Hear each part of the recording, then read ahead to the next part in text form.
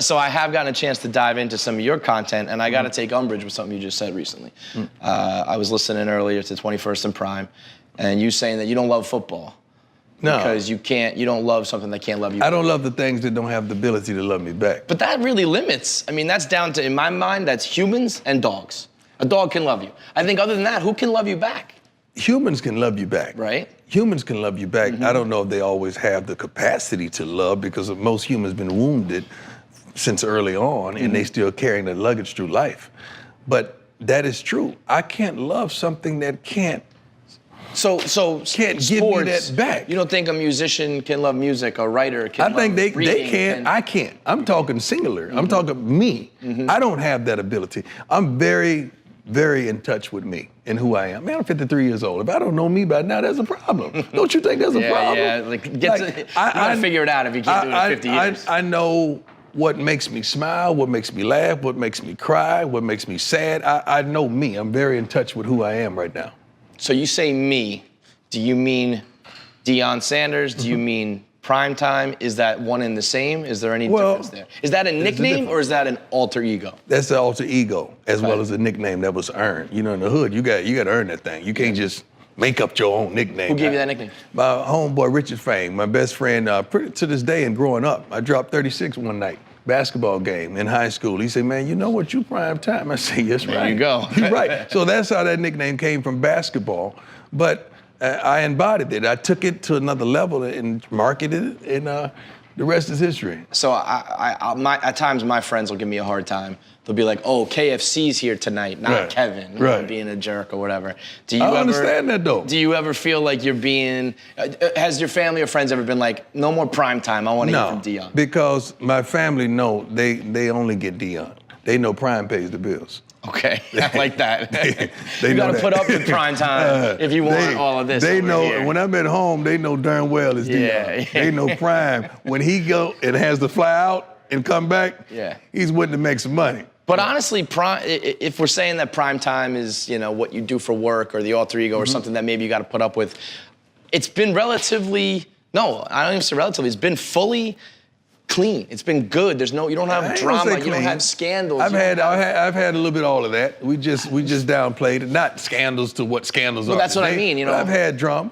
Sure, drama, but a lot of people in your position who have the success, the money, the talent, the swagger, find themselves in bad spots. You know, with drugs, with women, with partying, with violence, whatever it may be. I mean, as far as I know, nothing. People have come at me from all those sources, but I've circled myself with majority of the right people. Now, I've laid down with a couple people who wasn't right, that I thought was right, but they were steady taking a left, and they were wrong. So, but that was on me. I can't fault nobody but me, because I made that choice. As far as your drama, I feel like as far as the altercations go, Tim McCarver is the one that ain't seems drama to me. That's not drama to you. What would you classify that as? That's some bull junk, man. That's somebody that was trying to do a favor for a friend that was the GM. You know, sure. By talking about you, by saying what he said? Yeah, he didn't do his homework, because he should have been applauding me, saying, so this guy's not under contract? Still playing, And he's still playing, so he's coming over here to help you guys, and he's not even under contract with you guys. He didn't do his homework. So was that personal, you think, or that was... That was personal. For him? That was personal for him, as well as John Sherholt. That was personal for me. So you get your, you get your payback in, right? Not really. You know what my payback was? My payback was balling. Right. But see, a lot of people go into a shell, they sit there and have a pity party, and they sit up there and self-absorb everything, and little old me. I'm like, man, I'm finna go ball. You gonna mess around and give me that shot. And when you give me that shot, I'm gonna make you pay. The only thing I wish would have transpired is we'd have won. Yeah. He'd have had to present me with the MVP trophy. I was gonna say you were gonna win that year, right? You had like over 500 in that World Series. I think Tim handed to me. You know, I want the interview unless he handed to me. Exactly. Yeah. So if you could do that all over again, would you do anything differently? You'd still all four douses, all 4 buckets of ice water. Because you gotta understand, man, I'm a Florida boy, man. And that affected my mama. See, my mama called me.